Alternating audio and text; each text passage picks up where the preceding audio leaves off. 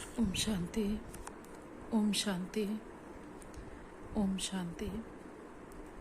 आज 30/4/2024 की बाबा की साकार वाणी है। बाबा कहते हैं, मीठे बच्चे, अपना पोता मेल चेक करो कि सारे दिन में बाप को कितना समय याद किया, कोई भूल तो नहीं की, क्योंकि तुम हर एक व्यापारी हो।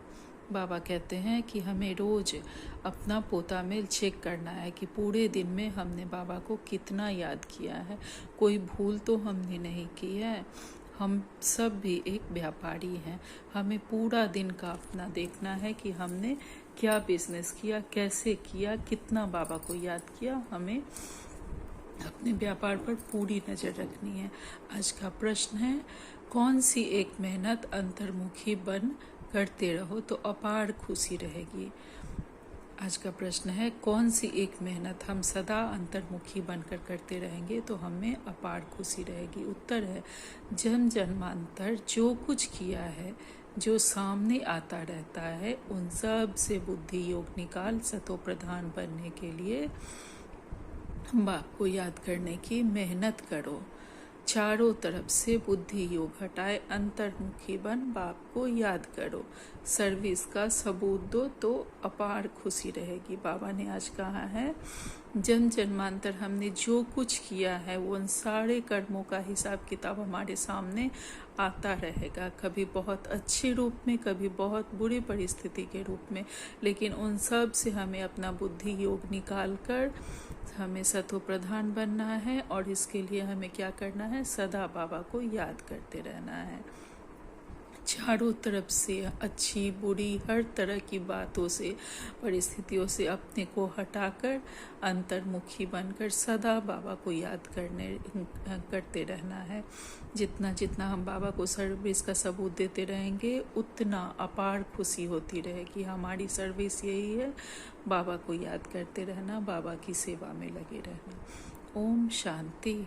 बाप बैठ बच्चों को समझाते हैं। यह तो बच्चे जानते हैं कि रूहानी बाप रूहानी बच्चों को बैठ समझाते हैं। रूहानी बाप हुआ बेहद का बाप, रूहानी बच्चे भी हुए बेहद के बच्चे। बाप को तो सब बच्चों की सदगति करनी है। किस द्वारा? बाबा को सब बच्चों की सदगति करनी है। किस द्वारा? इन बच्चों द्वारा विश्व की सदगति करनी है। बाबा अपने इस पूरे विश्व का सदगति करना चाहते हैं। और सदगति बाबा किस तरह करेंगे? हम बच्चों के द्वारा, जो भी हम ब्रह्मा मुख वंशावली बच्चे हैं, ब्राह्मण बच्चे हैं, हम सब बच्चों के द्वारा बाबा इस पूरे विश्व की सदगति करना चाहते हैं। सारे विश्व के बच्चे तो यहाँ आकर नहीं पढ़ते हैं, नाम ही है ईश्वरीय विश्वविद्यालय। मुक्ति तो सबकी होती ही है। मुक्ति कहो, जीवन मुक्ति कहो, मुक्ति में जाकर फिर भी सबको जीवन मुक्ति में आना ही है। तो ऐसे कहेंगे ना, सभी जीवन मुक्ति में आते हैं वाया मुक्ति धाम। 1-2 को पीछे आना ही है पाठ बजाने, तब तक मुक्ति धाम में ठहरना पड़े। बच्चों को अब रचयिता और रचना का मालूम पड़ गया है। यह सारी रचना अनादि है, रचयिता तो एक ही बाप है। यह जो भी सभी आत्माएं हैं, सब बेहद के बाप के बच्चे हैं। जो भी इस विश्व में बच्चे हैं, सब बाबा के ही बच्चे हैं और सबके रचयिता बाबा ही हैं। हम सब बाबा की रचना है और यह रचना अनादिकाल से चली आ रही है। हम सब रचनाएं अनादि हैं। जब बच्चों को मालूम पड़ता है तो वही आकर योग सीखते हैं। यह भारत के लिए ही योग है। बाप आते भी भारत में हैं। भारतवासियों को ही याद की यात्रा सिखलाकर पावन बनाते हैं और नॉलेज भी देते हैं। यह सृष्टि चक्र कैसे फिरता है, यह भी बच्चे जानते हैं। रुद्रमाला भी जो गाई और पूजी जाती है, सिमरन की जाती है, भक्त माला भी है। ऊंचे ते ऊंचे भक्तों की माला है, भक्त माला के बाद होनी चाहिए ज्ञान की माला। भक्ति और ज्ञान है ना, भक्त माला भी तो रुद्रमाला भी है। भक्तों की माला है तो हमारी बाबा की रुद्रमाला भी है पीछे। फिर रुंड माला कहा जाता है क्योंकि ऊंचे ते ऊंच मनुष्य सृष्टि में है। विष्णु जिसको सूक्ष्म बदन में दिखाते हैं, प्रजापिता ब्रह्मा तो यह है, इनकी माला भी है। आखिरी यह माला बन जाएगी तभी वह रुद्रमाला और विष्णु की वैजयंती माला बनेगी। ऊंचे ते ऊंचा है शिव बाबा, फिर ऊंचे ते ऊंच है विष्णु का राज्य। सबसे ऊंचे हैं शिव बाबा हमारे, उसके बाद सबसे ऊंचा है विष्णु का राज्य। जब वह सतयुग में महाराजा बनते हैं, राजा बनते हैं, वो सबसे ऊंचे हैं। शोभा के लिए भक्ति में कितने चित्र बनाए हैं, परंतु ज्ञान कुछ भी नहीं है। तुम जो चित्र बनाते हो उनकी पहचान देनी है तो मनुष्य समझ जाए, नहीं तो शिव और शंकर को मिला देते हैं। बाबा ने समझाया है, सूक्ष्म बदन में भी सारी साक्षात्कार की बात है। हड्डी मांस वहाँ होता नहीं, साक्षात्कार करते हैं। संपूर्ण ब्रह्मा भी है, परंतु वह है संपूर्ण अव्यक्त। अभी व्यक्त ब्रह्मा जो है उनको अव्यक्त बनना है। व्यक्त ही अव्यक्त होता है, जिसको फरिश्ता भी कहते हैं। उनका सूक्ष्म बदन में चित्र रख दिया है। सूक्ष्म बदन में जाते हैं, कहते हैं बाबा ने सूबी रस पिलाया। वह वहाँ झाड़ आदि तो होता नहीं। बाबा कहते हैं सूक्ष्म बदन में ही जाकर सब देवी देवताओं के साक्षात्कार होते हैं। जो संपूर्ण ब्रह्मा बाबा हैं वो भी वहाँ पे हैं और वो हैं अव्यक्त हैं। यहाँ जो अभी जो जिन ब्रह्मा मुख से बाबा हमें ज्ञान दे रहे हैं, उस समय ब्रह्मा बाबा व्यक्त में थे, तो बाबा कह रहे हैं कि उन्हीं को अव्यक्त बनना है। व्यक्त ही अव्यक्त होता है, जिसको हम फरिश्ता भी कहते हैं। वह हड्डी और मांस का शरीर नहीं होता, बल्कि वह सिर्फ लाइट का शरीर होता है। बाबा कहते हैं कि उनका चित्र सूक्ष्म बदन में रख दिया है। सूक्ष्म बदन में जो बच्चियां जाती हैं, बाबा उन सबको सुबीरस पिलाते हैं।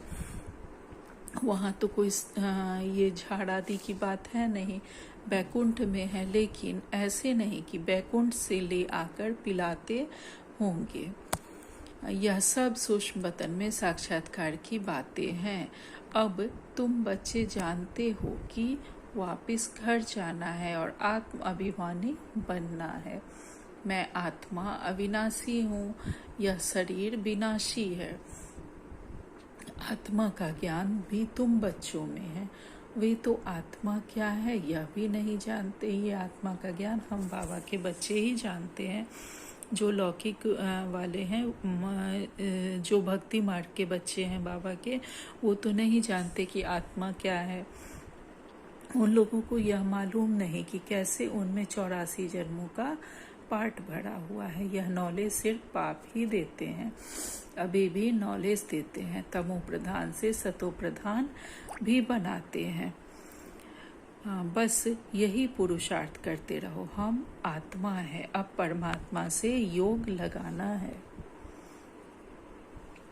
हम आत्माएं परमात्मा से योग लगाते हैं। सर्वशक्तिवान पतित पावन एक बाप को ही कहते हैं। सन्यासी कहते हैं पतित पावन आओ। कोई तो ब्रह्मा को भी पतित पावन कह देते हैं। अब तुम बच्चों को भक्ति का भी ज्ञान मिलता है कि भक्ति कितना समय चलती है, ज्ञान कितना समय चलता है। यह बाप बैठ समझाते हैं। पहले कुछ नहीं जानते थे, मनुष्य होकर तुच्छ बुद्धि बन पड़े हैं। सतयुग में बिल्कुल स्वच्छ बुद्धि थे। कितने उन्होंने दैवी गुण थे। तुम बच्चों को दैवी गुण भी जरूर धारण करने हैं। कहते हैं ना, यह तो जैसे देवता है। भल साधु संत महात्मा को लोग मानते हैं, परंतु वह दैवी बुद्धि तो नहीं है। रजोगुनी बुद्धि हो जाते हैं। राजा रानी प्रजा है ना, राजधानी कब और कैसे स्थापन होती है यह दुनिया नहीं जानती। यहाँ तुम सब नई बातें सुनते हो। तो माला का भी राज समझाया है। ऊंचे ते ऊंच हैं बाप, उनकी माला ऊपर में है। रुद्र वह है निराकार, फिर साकार लक्ष्मी नारायण, उनकी भी माला है। ब्राह्मणों की माला अभी नहीं बनती, अंत में तुम ब्राह्मणों की माला बनती है। इन बातों में जास्ती प्रश्न उत्तर करने की जरूरत नहीं है। मूल बात यह है, अपने को आत्मा समझ परमपिता परमात्मा को याद करो। यह निश्चय पक्का चाहिए। मूल बात है पतितों को पावन बनाना। सारी दुनिया पतित है, फिर पावन बनना है। मूल वतन में भी सभी पावन है, तो सुख धाम में भी सब पावन है। मूल वतन में भी, परम धाम में भी हम सब पावन रहेंगे तो सुख धाम सतयुग में वहाँ भी हम सब पावन ही रहते हैं। तुम पावन बनकर पावन दुनिया में जाते हो। गोया अब पावन दुनिया स्थापन हो रही है। यह सब ड्रामा में नोंद है। बाप कहते हैं, सारे दिन का पोता मेल देखो, कोई भूल तो नहीं हुई। व्यापारी लोग मुरादी संभालते हैं, यह भी कमाई है। तुम हर एक व्यापारी हो, बाबा से व्यापार करते हो। अपनी जांच करनी है, हमारे में कितने दैवी गुण हैं, कितना बाप को याद करते हैं, कितना हम अशरीरी बनते जाते हैं। हम अशरीरी बनने आए थे, फिर अशरीरी बनकर जाएंगे। हम अशरीरी आए थे, फिर अशरीरी बनकर जाना है। अथवा आत्मा जब शरीर में, बच्चा जब गर्भ में होता है, तब अशरीरी आत्मा ही उस शरीर में प्रवेश करती है और फिर हमें अशरीरी बनकर जाना है।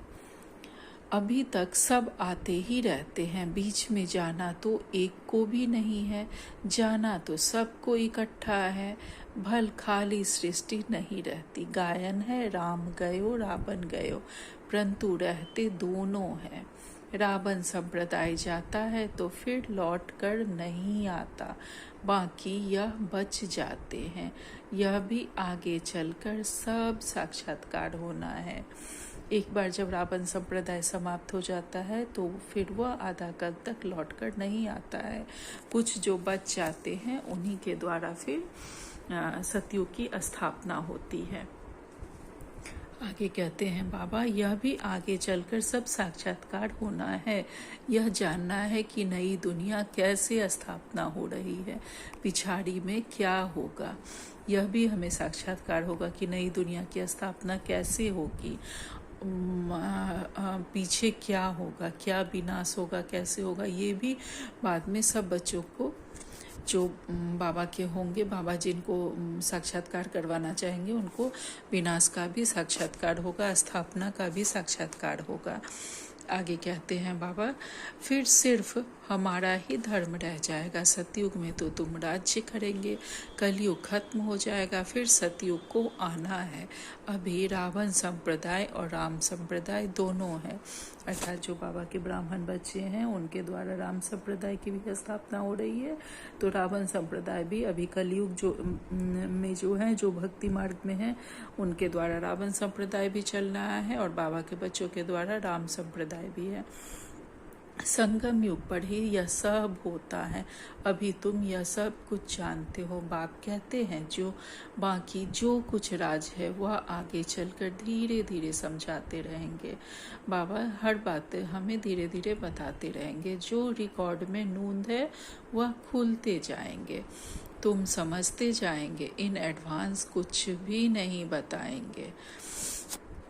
बाबा धीरे धीरे जो भी बातें हैं वो सारी धीरे धीरे बातें भेद बाबा खोलते जाएंगे। हम लोग भी धीरे धीरे अपने पुरुषार्थ अनुसार बाबा की बातें समझते जाएंगे। इन एडवांस में बाबा हमें अभी कुछ नहीं बताएंगे।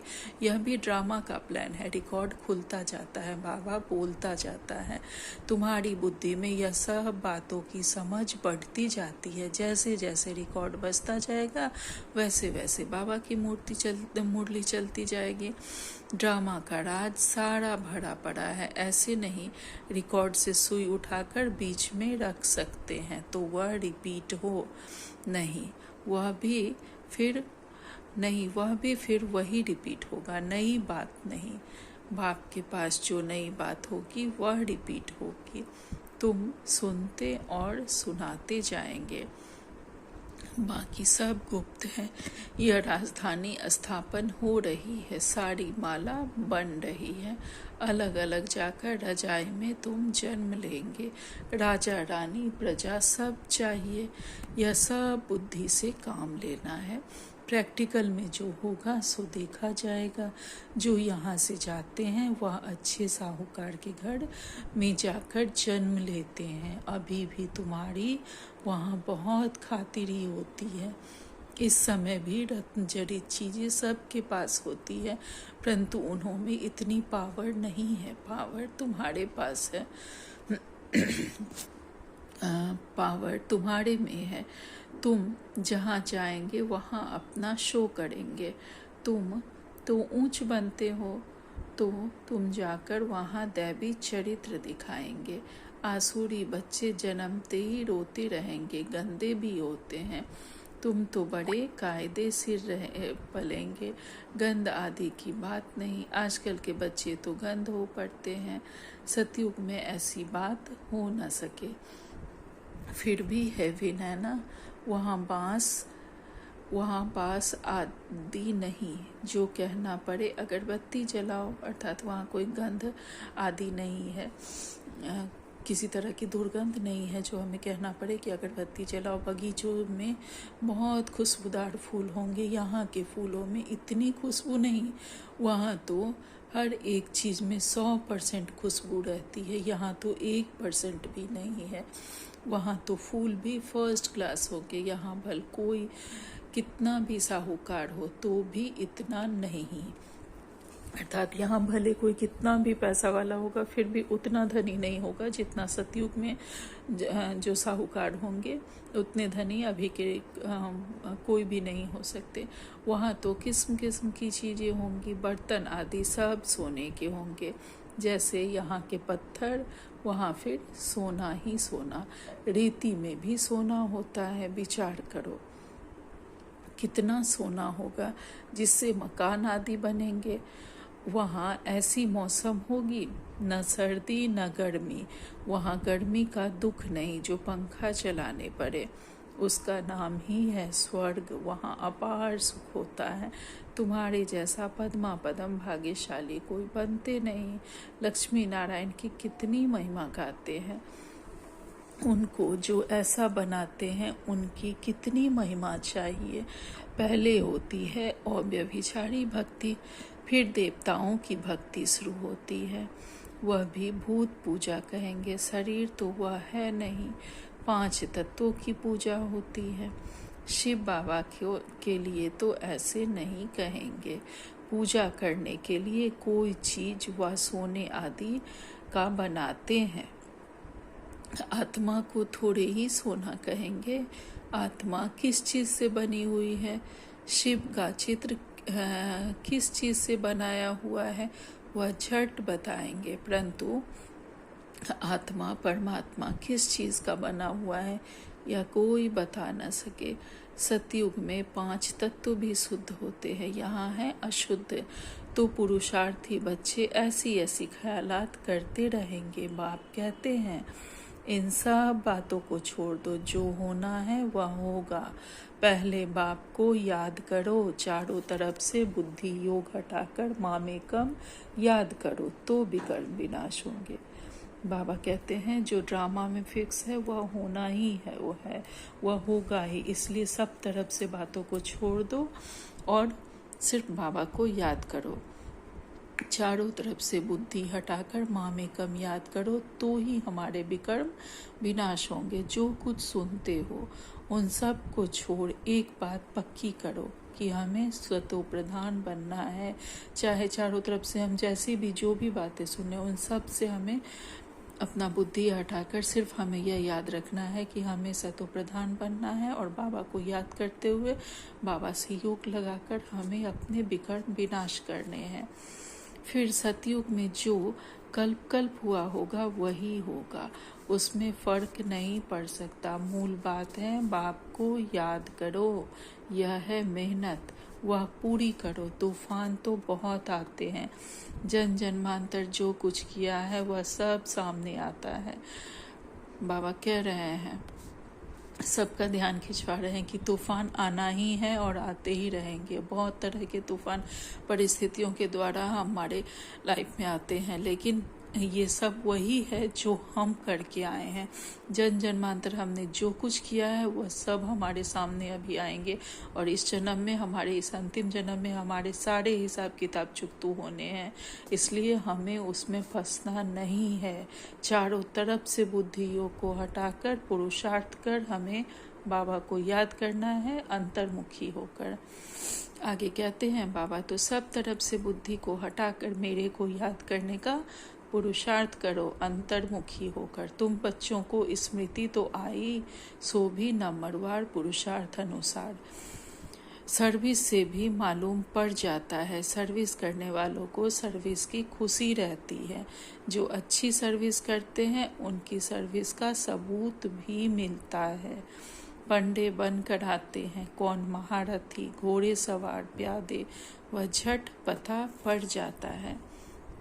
बाबा भी देख रहे हैं कि कौन कैसी सर्विस करते हैं, उसका भी सबूत मिलता है। पंडे बनकर आते हैं, अर्थात सर्विस जो हम करते हैं वह पंडे बनकर दूसरे को रास्ता बता रहे हैं। बाबा के घर का रास्ता हम बाबा के बच्चे पंडे बनकर बताते हैं। इसमें भी कोई महारथी हैं, कोई घोड़े सवार है, कोई प्यादे हैं, या झट बाबा को पता पड़ जाता है कौन कैसी सर्विस कर रहे हैं, इसका सबूत बाबा को मिल जाता है। अच्छा, मीठे मीठे से खिलते बच्चों प्रति माता पिता बाप दादा का याद प्यार और गुड मॉर्निंग। रूहानी बाप की रूहानी बच्चों को नमस्ते। हम रूहानी बच्चों की रूहानी माता पिता बाप दादा को याद प्यार, गुड मॉर्निंग और नमस्ते नमस्ते नमस्ते। शुक्रिया बाबा, आपका लाख लाख शुक्रिया। आज धारणा के लिए मुख्य सार है, पहली पॉइंट है, दूसरी सब बातों को छोड़ बुद्धि को चारों तरफ से हटाकर सतो प्रधान बनने के लिए और शरीरी बनने का अभ्यास करना है। आज बाबा कह रहे हैं दूसरी सब बातों से हमें बुद्धि योग चारों तरफ से अपनी बुद्धि को हटाकर सतो प्रधान बनने के लिए और शरीरी बनने का अभ्यास करना है, दैवी गुण धारण करने हैं, सदा अपने को आत्मा समझना है और हमें पुरुषार्थ कर दैवी गुण धारण करना है बाबा के श्रीमत पर चलकर। दूसरी पॉइंट है, बुद्धि में अच्छे अच्छे ख्यालात लाने हैं। हमारे राज्य स्वर्ग में क्या क्या होगा उस पर विचार कर अपने को उस जैसा लायक चरित्रवान बनाना है, यहाँ से बुद्धि योग निकाल देना है। आज बाबा इस पर जोर दे रहे हैं कि हमें यहाँ की बातों से बुद्धि योग हटा देना है। बुद्धि में सदा अच्छा, जब भी हमारा लगे मन खाली है तो यही सोचना है कि जब हम सतयुग में जाएंगे, स्वर्ग में जाएंगे, तो वहाँ क्या क्या होगा, वहाँ कैसे बनेंगे, उस लायक हमें अपने को चरित्रवान बनाना है और यहाँ से बुद्धि योग निकाल देना है। आज बाबा ने हमें वरदान दिया है, सेवा द्वारा मेवा प्राप्त करने वाले सर्वहद की चाहना से परे सदा संपन्न और समान भव। सेवा द्वारा मेवा प्राप्त करने वाले सर्वहद की चाहना से परे सदा संपन्न और समान आत्माएं हम बाबा के बच्चे हैं। डिटेल्स में बाबा कहते हैं, सेवा का अर्थ ही है, सेवा का अर्थ है मेवा देने वाली। अगर कोई सेवा असंतुष्ट बनाए तो वह सेवा नहीं है। बाबा कह रहे हैं, अगर किसी भी तरह की सेवा आपको असंतुष्ट बना रही है, आप खुश नहीं हैं, लगता है कि यह सेवा मुझसे ज़बरदस्ती कराई जा रही है, तो वह सेवा नहीं है। सेवा तो ऐसी होनी चाहिए जो हमें संतुष्ट करे, और हमें लगे कि हाँ, इसका हमें इतना बड़ा फल मिल रहा है, वह सदा मेवा देने वाली हो। आगे कहते हैं बाबा, ऐसी सेवा भल छोड़ दो लेकिन संतुष्टता नहीं छोड़ो। अगर लग रहा है कि कोई ज़बरदस्ती बेमन से हम कोई सेवा कर रहे हैं तो उस संतुष्टता को, उस सेवा को भले छोड़ दो लेकिन संतुष्टता मत छोड़ो। जैसे शरीर की तृप्ति वाले सदा संतुष्ट रहते हैं, वैसे मन की तृप्ति वाले भी संतुष्ट होंगे। संतुष्टता अर्थात तृप्ति, बाबा बोल रहे हैं कि मन की तृप्ति होनी चाहिए। ऐसा नहीं कि शरीर से हम कर रहे हैं, मन से तृप्त नहीं है, मन से भी तृप्त रहना है हमें। संतुष्टता तृप्ति की निशानी है। तृप्त आत्मा में कोई भी हद की इच्छा, मान, शान, सेल्वेशन, साधन की भूख नहीं होगी। बाबा कहते हैं जो भी हम आत्माएं तृप्त रहेंगे उनमें हद की इच्छा, हद का मान, शान, सेल्वेशन, साधन, किसी चीज़ की हमें इच्छा नहीं रह जाएगी, भूख नहीं रह जाएगी। वे हद की सर्व चाहना से परे सदा संपन्न और समान होंगे। वैसे जो बाबा के बच्चे बन जाएंगे वो सदा हद की सभी चाहना से परे सदा संपन्न भी होंगे और पाप समान भी होंगे। आज का स्लोगन है, सच्ची दिल से निस्वार्थ सेवा में आगे बढ़ना अर्थात पुण्य का खाता जमा होना। सच्ची दिल से और निस्वार्थ भाव से हम सेवा करके अगर आगे बढ़ते हैं तो हमारा पुण्य का खाता जमा होना ही है। बाबा ने वरदान में कही, वरदान से ही यह मिलता जुलता है कि हम जब भी किसी की सेवा करें तो सच्ची दिल से करें और निस्वार्थ भाव से करें। अगर इस तरह से हम किसी की सेवा करेंगे तो हमारा जमा का खाता सदा बढ़ता ही जाएगा। आज का व्यक्ति सारे हैं।